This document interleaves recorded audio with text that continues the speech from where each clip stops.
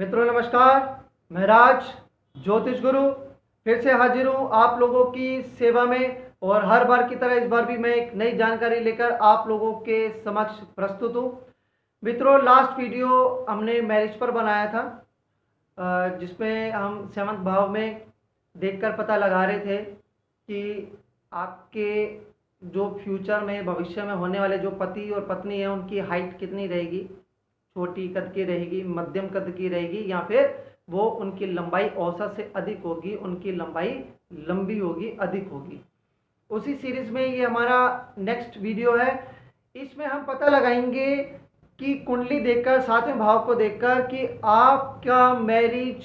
आपकी मैरिज आपके घर से कौन से डायरेक्शन में होने वाली है। आप जिस घर में रह रहे हैं, आप जहाँ पर रह रहे हैं, वहाँ का आप डायरेक्शन चार्ट बना लीजिए और वहाँ से आपको अंदाजा हो जाएगा अपनी कुंडली देखकर, 7वां भाव देखकर, कि आपके जो होने वाले पति या पत्नी है वो कौन सी डायरेक्शन में है और कौन सी डायरेक्शन में रहकर आप लोगों का इंतजार कर रहे हैं कि कब संजोग बने, कब योग बने और आप उनसे मिलने आए या वो आपसे मिलने आए।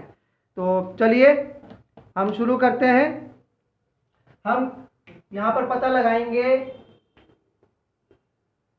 डायरेक्शन कुंडली देखकर कि फ्यूचर के होने वाले, भविष्य में आपके होने वाले पति और पत्नी आपको किस डायरेक्शन में मिलेंगे या वो आपका किस डायरेक्शन में इंतजार कर रहे हैं। तो देखिए, जैसे कि मैंने आपको बताया था, वैदिक एस्ट्रोलॉजी में इस प्रकार कुंडली बनाते हैं। लास्ट वीडियो अगर आपने देखा तो आपको पता हो कि हम वहां पर क्या स्टडी कर रहे थे। ये होता हमारा 7th हाउस और हम इसी को ही स्टडी कर रहे थे। इसी को स्टडी करके हमने जो है हाइट का पता लगाने की कोशिश की थी कि किसकी कैसी हाइट हो सकती है।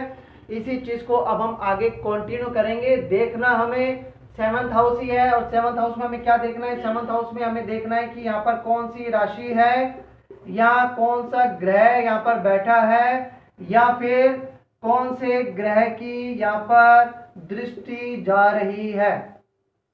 बस हमें ये 3 चीजों का ही मालूम होना चाहिए, फिर हम पता लगा सकते हैं कि हमारे जो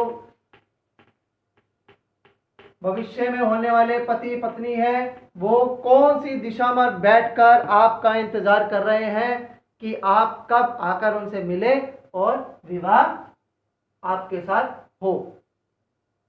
चलिए, मैं आपको वहां पे एक फॉर्मूला बताया था, यहाँ पे भी मैं आपको एक फॉर्मूला बताने जा रहा हूं। सबसे पहले हमें यहाँ पे 4 रोज बनानी है। यहाँ पे लिख लीजिए पहले A, B, C और D।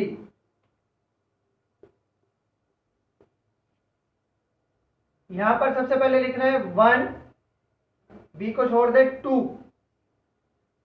2 के बाद आता है 3, यहाँ पे लिखना है 3 और यहाँ पे 4, 4 के बाद आता है 5, तो यहाँ पे लिखते हैं 5, ये छोड़ दें, यहाँ पे लिखें 6, 6 के बाद यहाँ 7 और यहाँ 8,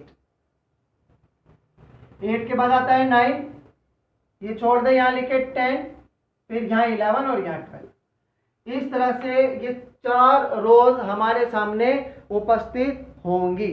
अब इसमें इसके आगे लिखें ईस्ट, इसके आगे लिखें वेस्ट,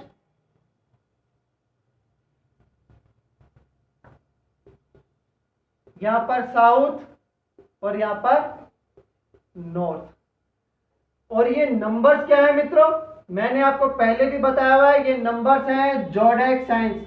हर एक नंबर एक अलग राशि को रिप्रेजेंट करता है। ये राशियां हैं, दैट इज द राशियां जोडेक साइंस। यानी कि 1, 5, 9 मेष, सिंह और धनु, ये ईस्ट यानी कि पूर्व दिशा की ओर हमें बताती है। मिथुन, तुला और कुंभ वेस्ट, वृषभ, कन्या और मकर साउथ, कर्क, वृश्चिक और मीन राशि ये हमें बताती है नॉर्थ दिशा की ओर। ये आप अच्छी तरह से इसे समझ लीजिए।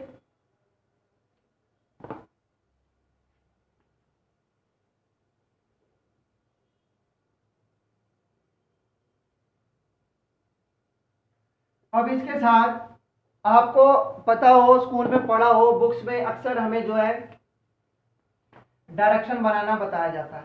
इस तरह से हम डायरेक्शन का वो बनाते हैं। यहाँ पे लिखते हैं ईस्ट, वेस्ट, नॉर्थ, और ये डायरेक्शन होती है हमारी साउथ। ये आपने देखा होगा साइंस की बुक्स में अक्सर इस तरह के डायरेक्शंस बना के हमें जो है 7th 8th और 9th 10th की बुक्स में पढ़ाया जाता है। ये इन दोनों के बीच की जो डायरेक्शन होती है इसे कहते हैं नॉर्थ ईस्ट, इन दोनों के बीच की डायरेक्शन को कहते हैं साउथ ईस्ट, इन दोनों के बीच की डायरेक्शन को कहते हैं साउथ वेस्ट, इन दोनों के बीच की डायरेक्शन को कहते हैं नॉर्थ वेस्ट। ऐसा ही है ना। ईस्ट, यहां पे सबसे पहले लिखे सन, सन का शत्रु यहां पे लिखे सैटर्न। नॉर्थ में लिखे बुध यानी मरकरी, बुध, बुध का शत्रु। साउथ में लिखे मंगल यानी कि मार्स, मंगल लिख लीजिए, यहां पे बुध लिख लीजिए। बुध का शत्रु मून, सैटर्न का शत्रु केतु, सन और मार्स इन दोनों का शत्रु यहां पे आएगा वीनस यानी कि शुक्र। यहां पे मंगल का शत्रु राहु, और राहु का शत्रु यहां पे गुरु यानी कि जुपिटर। ये मित्रों आप देख पा रहे हैं? हाँ जी बिल्कुल स्क्रीन पे नजर आ रहा है। तो यही चीज हमें सिर्फ नोट करके रखनी है, हमें ध्यान में रखनी है, और हमें देखना है कुंडली का 7th हाउस कि वहां पर कौन सी राशि बैठी है। राशि तो ऑब्वियसली कोई ना कोई वहां पर जरूर होगी, और आपने देखना है कि वहां पर कौन सा ग्रह बैठा है। अगर वहां पर कोई ग्रह नहीं है तो फिर आपने देखना है कि क्या किसी ग्रह की इस पर दृष्टि जा रही है।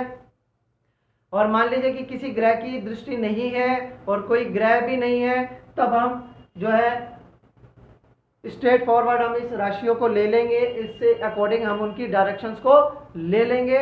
लेकिन अगर मान लीजिए राशि हो, ग्रह बैठा हो, दृष्टि हो, तो तब हम क्या करेंगे। देखिए अगर मान लीजिए कि अगर 7th हाउस में आपकी पड़ जाती है 6 नंबर यानी कि कन्या राशि, विर्गो साइन, तो विर्गो साइन हमें रिप्रेजेंट करता है साउथ डायरेक्शन, यानी कि आपका होने वाला भविष्य में फ्यूचर, आपका future husband, future wife south direction में, आप अपने घर से देखिएगा साउथ डायरेक्शन में जो है वो आपका वहां पे इंतजार कर रहे हैं। अगर मान लीजिए कि 7th हाउस में पड़ जाती है 5 नंबर यानी कि सिंह राशि, तो वो जो है आपका ईस्ट डायरेक्शन में इंतजार कर रहे हैं। अब मान लीजिए कि वहां पर आ गई विर्गो साइन आ गया, और सैटर्न वहां पे बैठा हुआ है। अब हम जानते हैं विर्गो साइन रिप्रेजेंट करता है साउथ को, सैटर्न साइन रिप्रेजेंट कर रहा है वेस्ट को। तो अब हम क्या करेंगे, यहीं से कैसे देखेंगे। देखिए सबसे पहले हम देखेंगे कि विर्गो साइन का मालिक होता है मरकरी, क्या कुंडली में मरकरी स्ट्रॉन्ग पोजीशन में है। और फिर हम देखेंगे सैटर्न, क्या सैटर्न स्ट्रॉन्ग पोजीशन में है। तो जो ग्रह यानी कि राशि का जो ऑनर है, या फिर ये जो ग्रह यहाँ पे बैठा हुआ है, इसमें से जो ग्रह सबसे ज्यादा स्ट्रॉन्ग पोजीशन होगा उसकी राशि को काउंट किया जाएगा, उसके डायरेक्शन को, सॉरी राशि कह रहा हूं, उसके डायरेक्शन को काउंट किया जाएगा।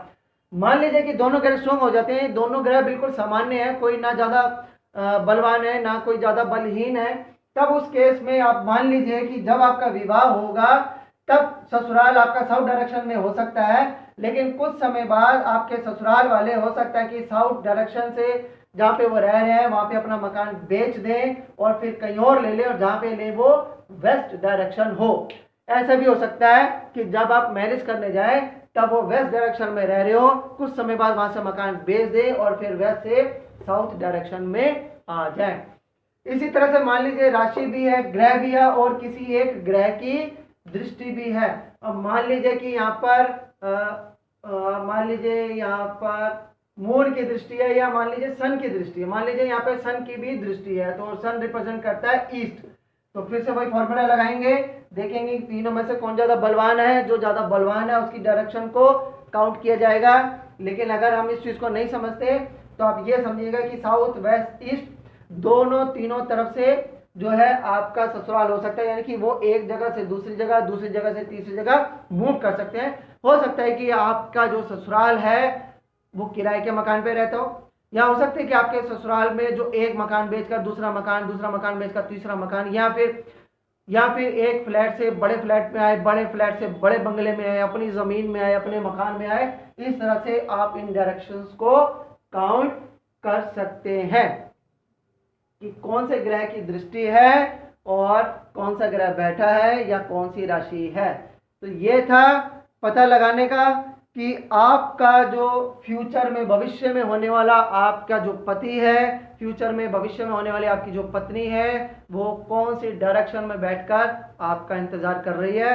और अब आपको किसी और जगह भटकने की जरूरत नहीं, आपको सिर्फ उसी डायरेक्शन में जाना है। और अगर आप जल्दी विवाह चाहते हैं तो वहीं पर ही आपका योग मिलेगा, आपका संजोग मिलेगा। तो मित्रों, कैसी लगी आपको जानकारी बताना ना भूलिएगा। और अगर आपको ये वीडियो अच्छा लगा हो तो इसे ज़रूर लाइक और शेयर कीजिएगा। और अगर आपने मेरा चैनल अब तक सब्सक्राइब नहीं किया है तो इसे सब्सक्राइब कर लीजिए। चलिए मित्रों, अगली बार एक नई जानकारी के साथ इसी टॉपिक को हम कंटिन्यू रखेंगे और फिर से मैं हाजिर होऊंगा आप लोगों की सेवा में। तब तक के लिए मुझे आज्ञा दीजिए। जय माता दी।